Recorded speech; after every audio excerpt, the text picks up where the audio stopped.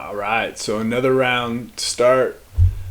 First and foremost, I want to thank all the new subscribers, all the great comments. It's been really interesting. I love hearing all the feedback. Some of them are very thought provoking. Some of them are great additions to what the video was about, the information I put forth, and some were just absolutely hilarious. So thank you for all those.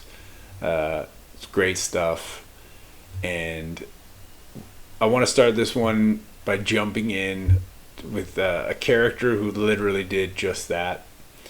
And this is about the parting of the sea, which really was led by a character named Nachshon. And Nachshon was a prince of the tribe of Yehuda, Judah. I think fifth generation from Judah himself, Yehuda himself. And he was the brother-in-law of Aharon HaKohen Gadol, Aaron the high priest, who married Nachshon's sister Elisheva. And before they even got married, Aaron wanted to go meet Nachshon and kind of get a feel for him. And it gives us a lesson that we should vet our potential spouse's family, older siblings, younger siblings, to get an idea of what kind of person our spouse is going to be. And Aaron was very much impressed with Nachshon as a man, and the wedding ended up going forward. But as the Am Yisrael, the Hebrew Israelitish people coming out of Mitzrayim, Egypt, came to the Sea of Reeds, the Red Sea, they all stopped at the edge and were told to move forward, but the sea hadn't parted yet. And so everybody was nervous and scared and didn't know what to do. And under no obligation to anyone or anything, Nachshon, having faith and courage in the divine and the miracles they had seen, and decided he was going to be the one to go first. So it says he wasn't a strong swimmer, but he waded out to first the ankles, knees. There's still no parting of the sea, waist. Still nothing, chest, shoulders, still nothing, all the way up to his neck, and before the sea actually parted. When you combine the Midrash and the Talmudic stories, it says as he was getting up to his neck, the tribe of Benjamin rushed out into the water as well. And not to be outdone, the tribe of Yehuda, Nachshon's tribes, are like, no, we were the ones that were supposed to go and follow him first. And got all fired up and went rushing out too. And at that point, the divine's like, Moses, you need to lift your staff and part the seas at this point, man. These guys are going to drown. And so Moshe Rabbeinu, Moses, our teacher, did just that, lifted his arm with the staff, and the sea parted. And Nachshon was rewarded greatly. He had... He was not only put on the council of 70 elders, but he had 5 heroes descend from his bloodline, amongst those King David, Daniel the prophet, and Hananiah, Azariah, and Mishael, better known as Shadrach, Meshach, and Abednego, who walked through the fiery furnace without getting burnt, and not a hair on their heads were singed. And were actually took the example from the frogs.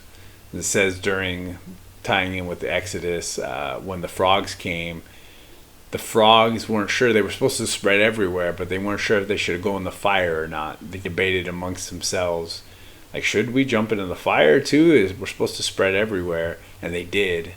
And so Shadrach, Meshach, and Abednego, Hananiah, Azariah, and Mishael, decided that if the frogs should have the courage to leap into the fire for the divine, then we should have just as much. Us being men should have even more courage, right? So they went in there fearlessly.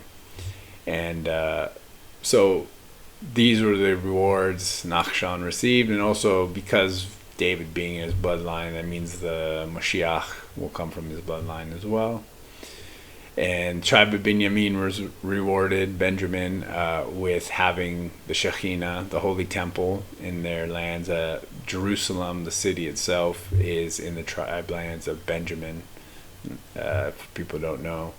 And then Judah, of course, also with the kingship, King David, David HaMelech, and Shlomo HaMelech, Solomon, are in their bloodline. So the Mashiach as well would be through their bloodline. So those are their rewards for being brave and courageous and having that much faith.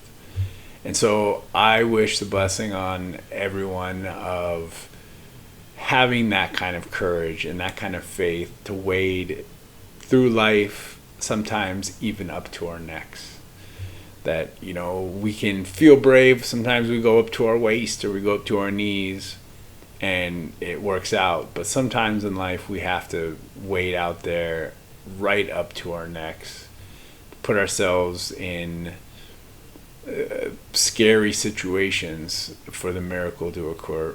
So I hope everyone, and I wish everyone, that blessing of having the strength and the faith and the courage to wade up to their neck until the miracle occurs. And for anyone out there who has great stories about times they've waded up to their neck till the miracle occurred, I would love to hear it. And do you think you could do that too? You know, it's tough. Life is so scary as it is sometimes. So it's sometimes it's hard to keep going. We get up to our waist and it seems like enough, especially when we're not strong swimmers. So I wish that blessing for everyone. Again, thank you for all the new subscribers and great comments. And let's do this, people. Save the humans.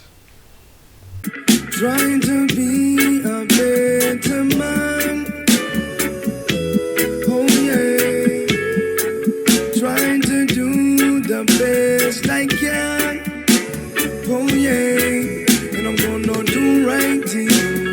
Do right thing. No matter what they want to say.